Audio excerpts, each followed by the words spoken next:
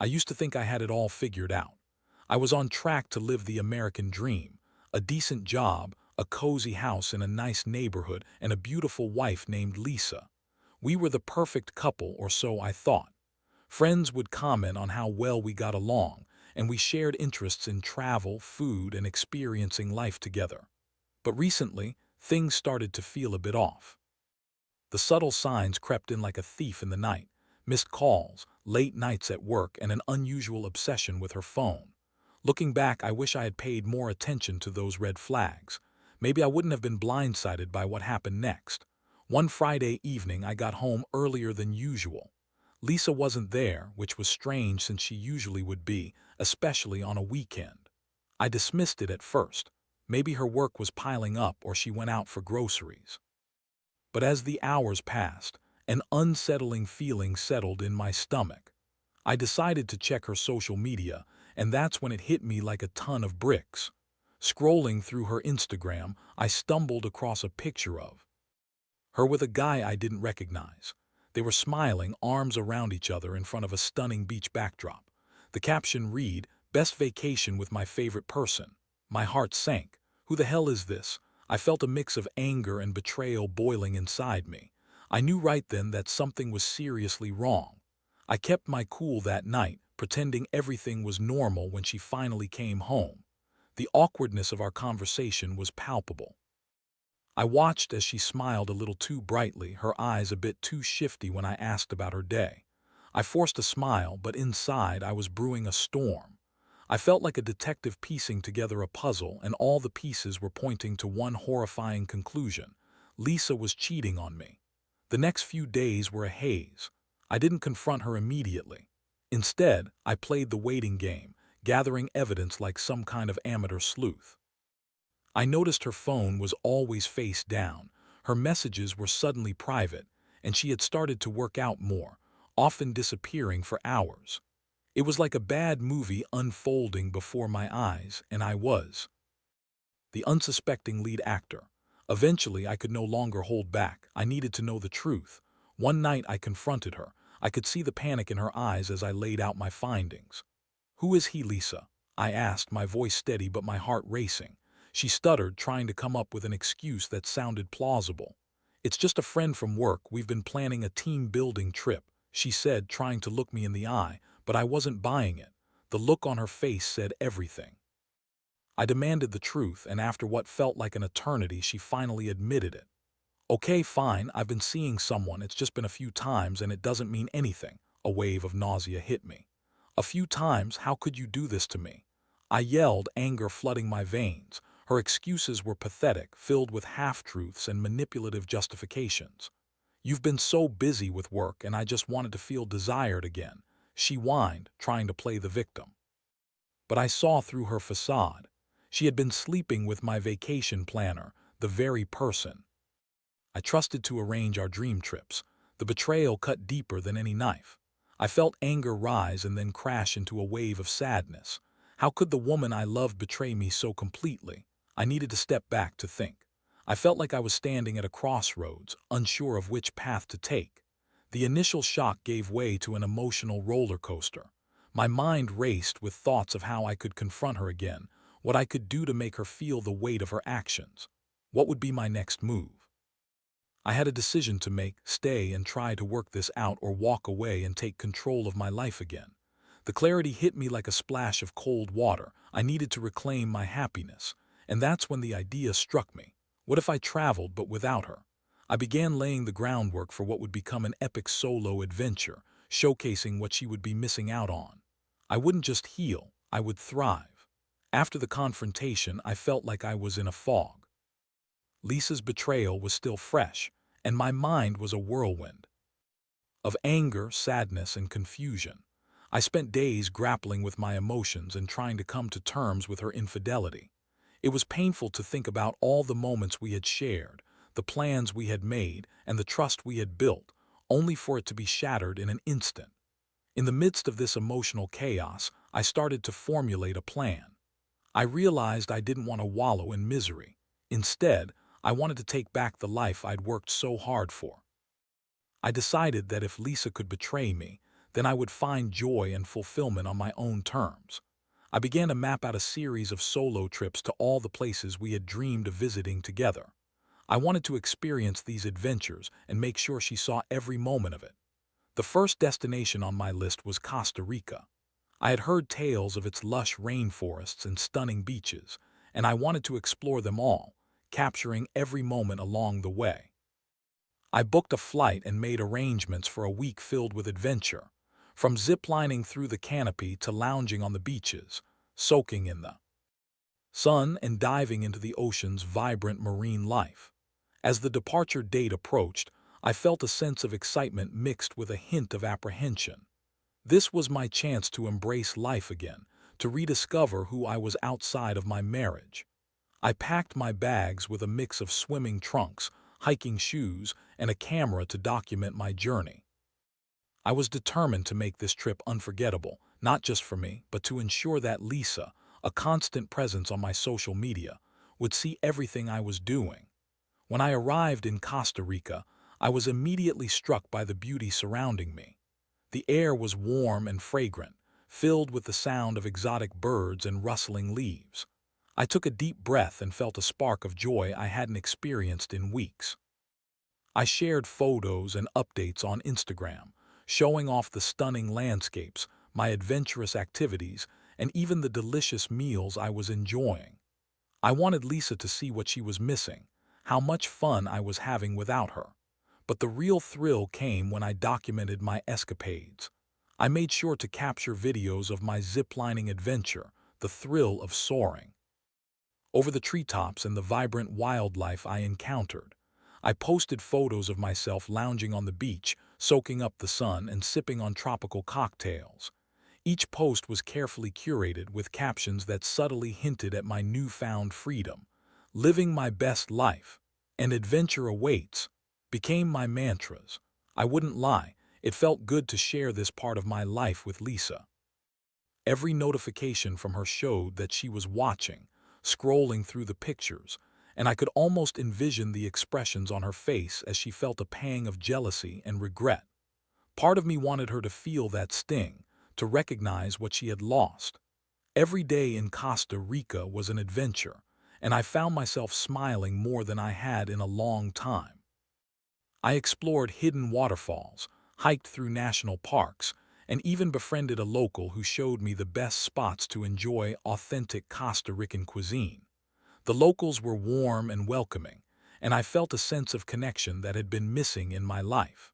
As the week progressed, I couldn't help but notice that Lisa had begun to post more on social media. 2. She was trying to keep up, sharing pictures of herself with friends, insisting that she was having fun. But the forced smiles and shallow captions were transparent. I could see through her attempts to appear unaffected. The contrast between my genuine happiness and her facade was stark. By the time I returned home, I felt like a changed man. I was recharged, with a clearer sense of purpose and determination. I realized that I had the power to shape my own happiness, regardless of what had happened in my marriage. I was ready to confront Lisa again, not to reconcile, but to make it clear that I was no longer the man she had taken for granted. I wanted her to understand that my life would not revolve around her anymore. The next step was crucial. I needed to lay the ground rules and let her know that I was moving forward, with or without her. And as I prepared for that conversation, I couldn't shake the feeling of empowerment that came with embracing my own independence. It was time to show Lisa that I would thrive without her. My journey was just beginning. Returning home from Costa Rica felt surreal. The house was quiet, almost too quiet, but it was a stark reminder of what I had endured and a signal for the new direction my life was headed. I stood in the doorway, scanning the familiar surroundings, the remnants of my old life. Lisa had been gone when I got back, likely out with her friends to distract herself from the reality of our situation. It was the perfect opportunity for me to gather my thoughts and prepare for the conversation I had been dreading yet anticipating. That evening, I decided to write down everything I wanted to say. I needed to be clear, concise, and above all, honest about where I stood. I couldn't let emotions overwhelm me again. I jotted down my feelings of betrayal, my journey of self-discovery, and the realization that I was not going to be a victim in this situation. I was reclaiming my life, and I wanted her to understand that. When Lisa returned home late that night, I was waiting for her in the living room. She walked in, her face lighting up momentarily before the smile faded as she noticed my serious expression. "Hey, you're back. How was the trip?" she asked, her tone overly casual. I could sense the tension in the air. "It was amazing, actually," I replied, trying to keep my voice steady. "I had a great time on my own, and I learned a lot about what I want moving forward." I took a deep breath, ready to confront the underlying issue. "We need to talk about us, Lisa, about what happened while I was gone." She shifted her weight nervously, her eyes darting to the ground. "What do you mean? I thought we were past this. Can't we just move on?" She tried to dismiss my concerns, and I could see the flicker of guilt in her eyes. "No, we can't just move on. You can't just sweep this under the rug. You cheated on me, and we can't pretend like everything's okay." My voice rose slightly, fueled by the anger I felt. "I deserve better than that, and you need to understand the impact of your actions." Lisa crossed her arms defensively, a habit I recognized as her way of shielding herself. "It was a mistake.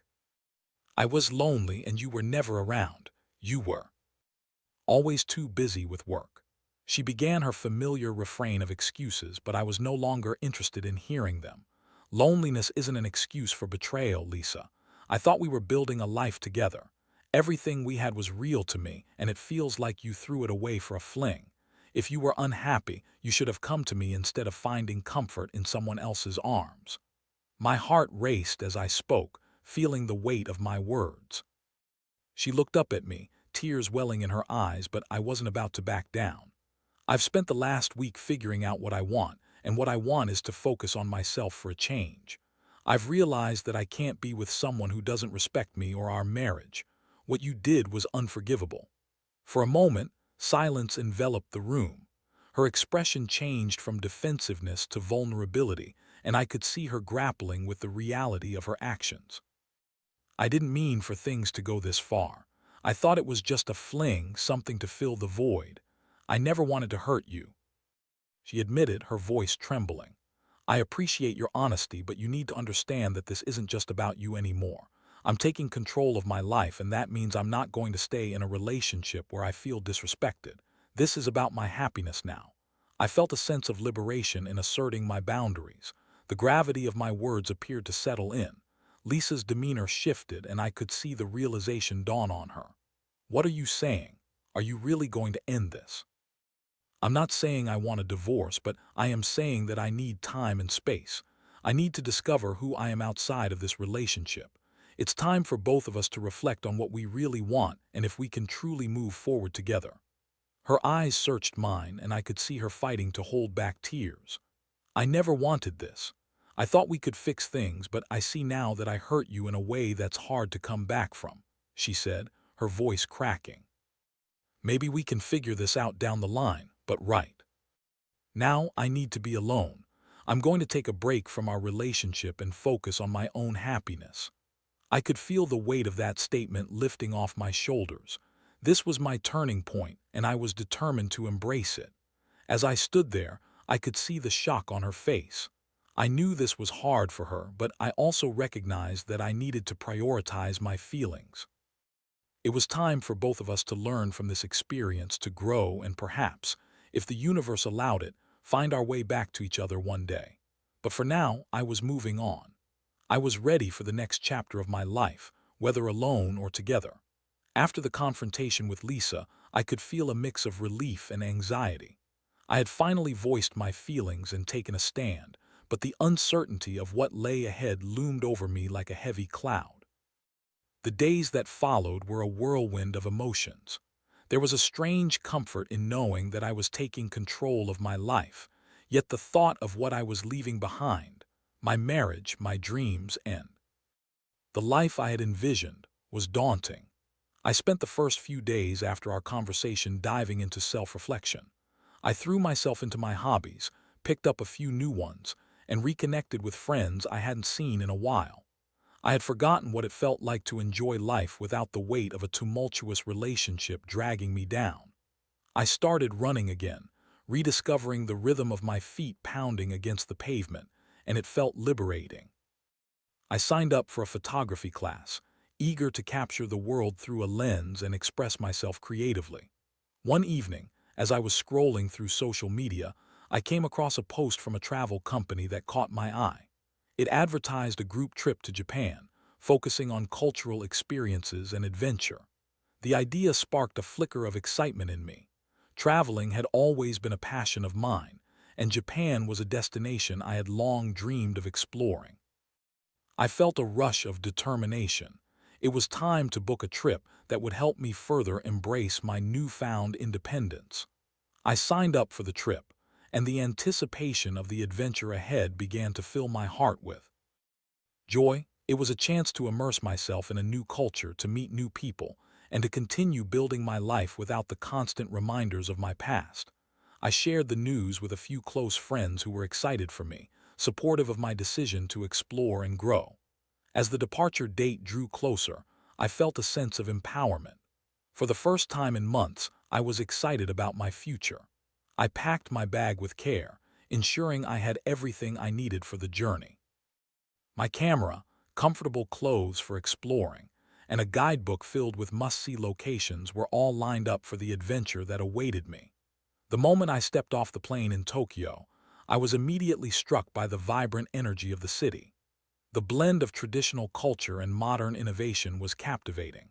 I spent my days wandering through ancient temples, tasting incredible street food, and soaking in the sights and sounds of a city that never seemed to sleep.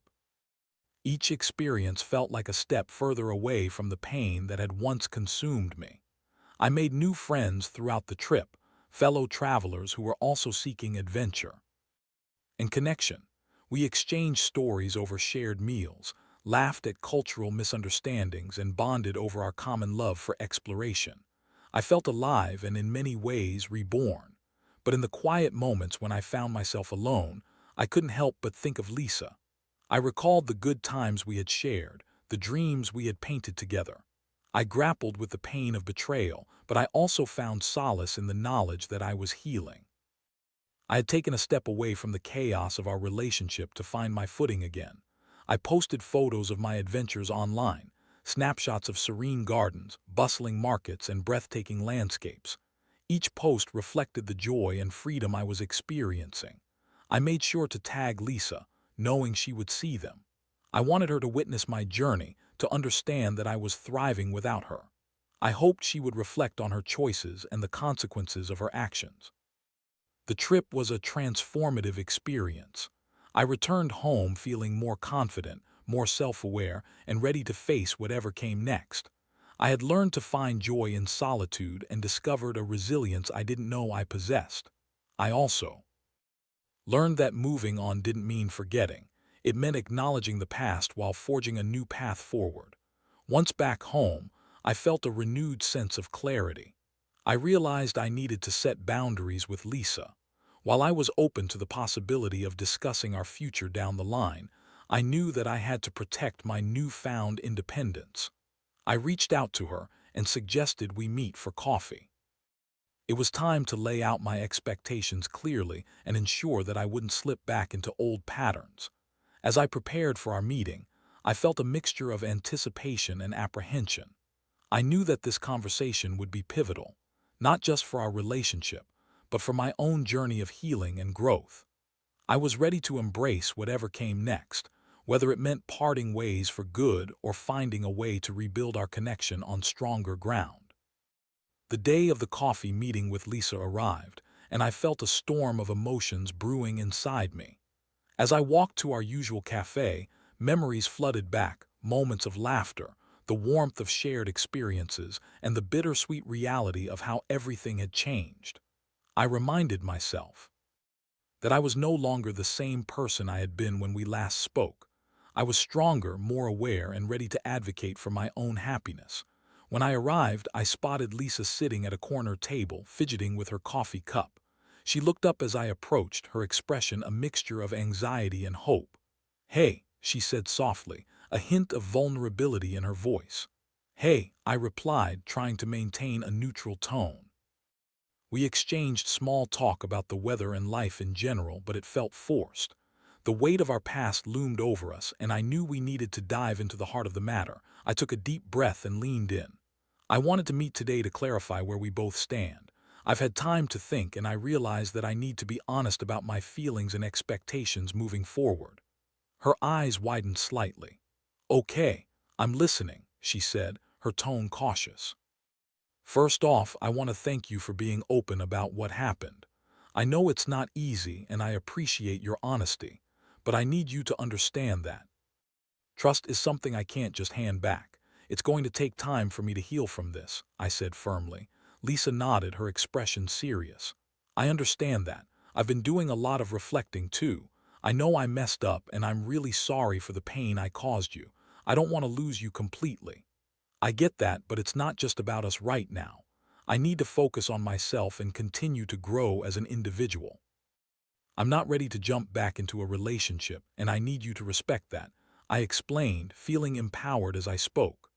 "I want to support you, but I also want to fight for us. I believe we can work through this," she replied, her eyes pleading. I paused, considering her words. I saw the sincerity in her eyes, but I also felt the fragility of our situation. "Lisa, I'm not saying that we can't ever work things out, but right now, it's crucial for both of us to take time apart. I need space to think and heal, and I hope you can use this time to reflect on what you truly want." Tears brimmed in her eyes, and I felt a pang of sympathy. "I don't want to lose you. I'll do whatever it takes to fix this," she said, her voice breaking. "I appreciate that, but it's not just about fixing what's broken. I need to know if you can be honest with yourself and with me moving forward. If we ever come back together, it should be because we've both grown as individuals, not out of desperation to regain what we had," I said, feeling a mix of resolve and sadness.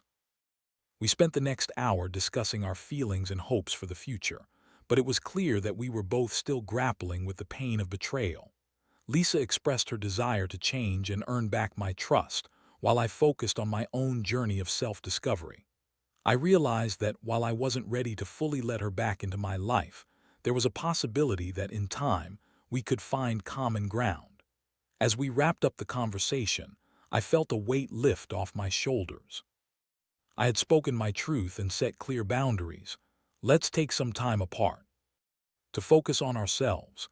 I think it's the best thing for both of us right now," I said gently. Lisa nodded, wiping away a tear. "I understand, and I'll respect your decision. I just hope one day we can find our way back to each other."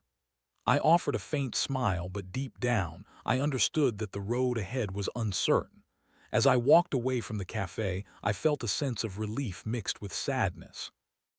I had taken a significant step in reclaiming my life, but the emotional journey was far from over. For the next few weeks, I focused on nurturing my newfound independence. I resumed my running routine, spent time with friends, and continued exploring my passion for photography. Every day brought a new opportunity to grow and rediscover who I was outside of my marriage. I felt empowered by the choices I was making, and I was determined to embrace every moment of my personal journey. But as the days turned into weeks, I found myself contemplating what the future held. Was there a chance for reconciliation, or was this the end of the road? I realized that only time would tell, and I was willing to let the process unfold naturally.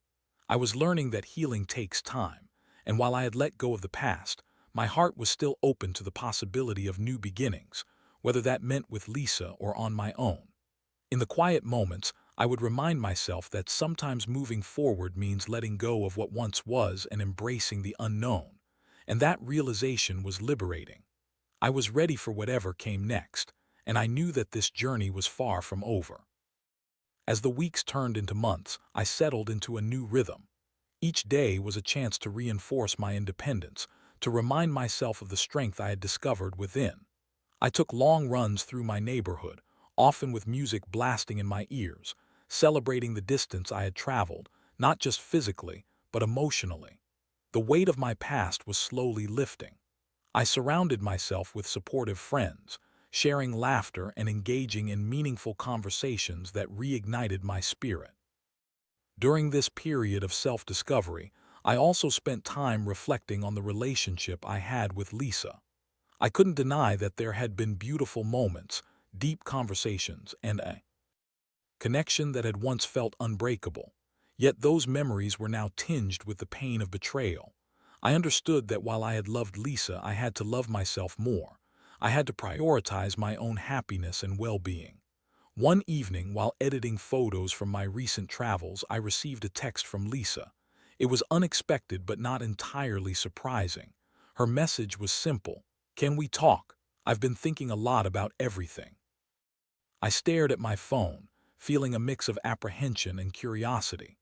A part of me wanted to avoid reopening old wounds, but another part realized that perhaps this conversation was necessary for closure, or even a possible new beginning. We agreed to meet at the same cafe where we had our last conversation. As I walked in, I noticed Lisa sitting at a table near the window, her expression serious but softened by a hint of hope. She looked different, more mature, maybe more aware of the gravity of her past actions. As I sat down, I could sense the tension in the air, but I was ready to hear her out.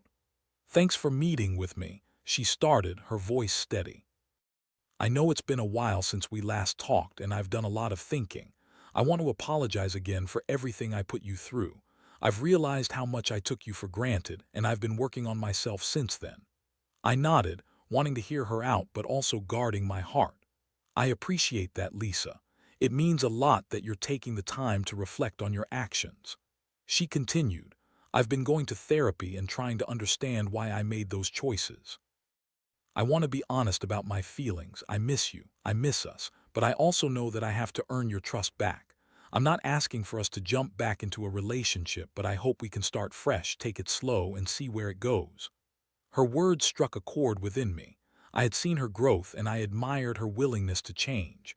But the question lingered in my mind. Was I ready to take that leap? "Lisa, I've spent a lot of time thinking about what I want. I've realized that I've grown immensely through this process. I value our history, but I also need to be cautious about jumping back in. I understand. I'm not expecting everything to go back to the way it was. I want to build something new if you're open to it," she replied, her sincerity evident. We spent the next hour talking about our individual journeys, what we had learned, and how we had both changed. It felt cathartic to share our experiences, and I began to see glimmers of the person I once loved, a person who could potentially emerge anew. As we wrapped up our conversation, I felt a sense of peace wash over me. "I'm not ready for a relationship right now, but I'm open to staying in touch and seeing where life takes us," I said, feeling a weight lift off my shoulders. Lisa smiled, a mixture of relief and understanding in her expression. "That's all I can ask for. I'm grateful for your honesty and I'll respect your space." As I walked away from the cafe, I felt lighter. It wasn't a definitive reconciliation, but it was a step forward, an acknowledgement that growth was possible for both of us.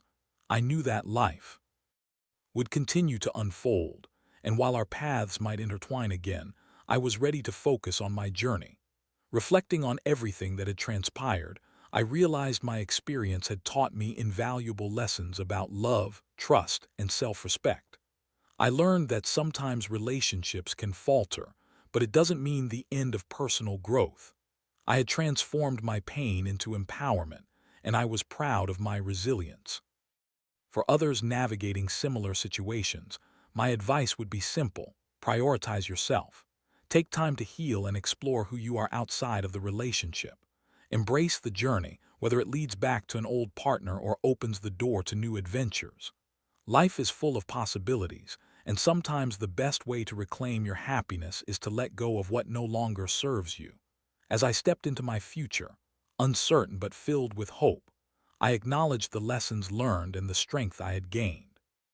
The road ahead was mine to shape, and I was ready for whatever came next.